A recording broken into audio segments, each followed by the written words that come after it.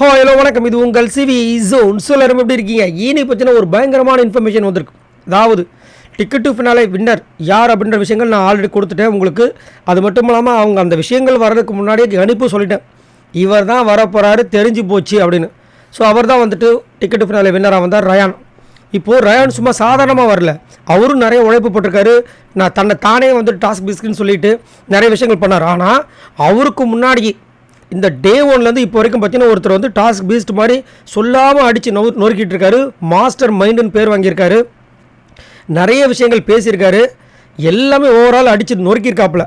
அந்த மனுஷன் சும்மா இருப்பாரா? அது மட்டும் இல்லாமல் சும்மாவே வந்துட்டு அடிப்பார். இந்த வாட்டி நாமினேஷன்ஸில் வரவிடாமல் பண்ணியிருக்காங்க. ஸோ ஃபஸ்ட்டு 2 நாள் பார்த்தீங்கன்னா அந்த டிக்கெட்டு ஃபினாலில் 0 இருந்தார்.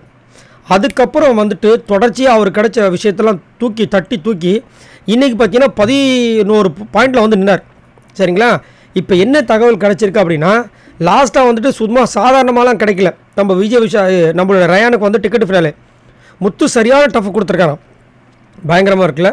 அப்போ அந்த ஃபஸ்ட்டு டாஸ்க்கு ஒரு பேப்பரை எரிக்கிற டாஸ்க், 2வது டாஸ்க் ஒன்று வந்துச்சு. அதில் இவர் மட்டும் முத்துவோட முதுகில் குத்தாமல் அவர் பாட்டுக்கு அவர் வேலையை பார்த்துருந்தாருன்னா கண்டிப்பாக அதுலேயே வந்துட்டு கண்டிப்பாக ரயான் அடித்து தூக்கிட்டு இருப்பார். அப்பயும் ஒரு கொட்டத்தை அடக்கியிருப்பார். ஆனால் ரயான் என்ன பண்ணாப்புல எட்டப்பன் மேலே பார்த்த மாதிரி கூட இருக்கிறவங்களுக்கு குழியை பறித்து எல்லா ஜென்ஸையும் ஃபஸ்ட்டு தூக்கிட்டு அதுக்கப்புறம் 6 முறை பொண்ணுங்களை வச்சு அச்சார். ஆனால் இது எத்திக்ஸு. எப்படி? இவர் கூடயே இருப்பார், நல்லா பழகுவார், அவங்களுக்கு ஒரு நம்பிக்கை கொடுப்பாரு. ஆப்போசிட்டில் தான் இவன் எப்படி இந்த நம்பிக்கையை வச்சு அடிப்பான்னு தெரிய வச்சு அதுக்கப்புறமா இவர் வந்து இவங்களை தூக்கினா எத்திக்ஸு. ஆனால் இவருக்கு அதிகமான பாயிண்ட்ஸ் இருக்குது, நம்மளுக்கு கம்மியான பாயிண்ட்ஸ் இருக்குது. இந்த டாஸ்க்கு அடிக்க வேண்டிய டாஸ்க்கு வேறு வழியே கிடையாதுன்னு போய் அட்டாக் பண்ண போனால் அதுக்கு அதிகமான பேசுவார். ஒருத்தனை அடிக்கிறதுக்கு இத்தனை பேர் வரீங்களான்னு கேட்பார். ஆனால் இவர் மட்டும் லேடிஸ் எல்லாம் வச்சு ஒரு டீம் ஆஃப் கேதர் ஃபார்ம் பண்ணி என்னென்ன வேலை. ஐயோப்பா, இந்த வாரம் மாதிரி ரயானோட விஷயங்களை அவ்வளோ விஷயங்கள் நம்ம பார்த்தாச்சு. நல்லதாகவும் பார்த்தாச்சு, கெட்டதாகவும் பார்த்தாச்சு. ரொம்ப டூ மச்சாக இருந்துச்சு. எது எப்படியோ ரயான் யாருன்ற விஷயங்கள் இந்த டிக்கெட் ஃபினாலே மூலமாக நல்லதும் தெரிஞ்சது, கெட்டதும் தெரிஞ்சுது. ஆனால் முத்துக்குமார் யாருன்ற விஷயங்களை ரயான் தெரிஞ்சிருப்பார். ஏன்னா நிறைய பேர் வந்து அவர் வாய் மட்டும் தான் சொல்லியிருந்தாங்க. அந்த வாய் மட்டும் சொன்னவங்க எல்லாருக்குமே மறுநாடு கொடுக்குற மாதிரி இந்த வாரம் முழுக்க வேறு மாதிரி பர்ஃபார்மன்ஸும் கொடுத்தாரு. அந்த ரன்னிங்லாம் வந்துட்டு இன்னுமே ரயானோட கண்ணுக்குள்ள நிற்கும்.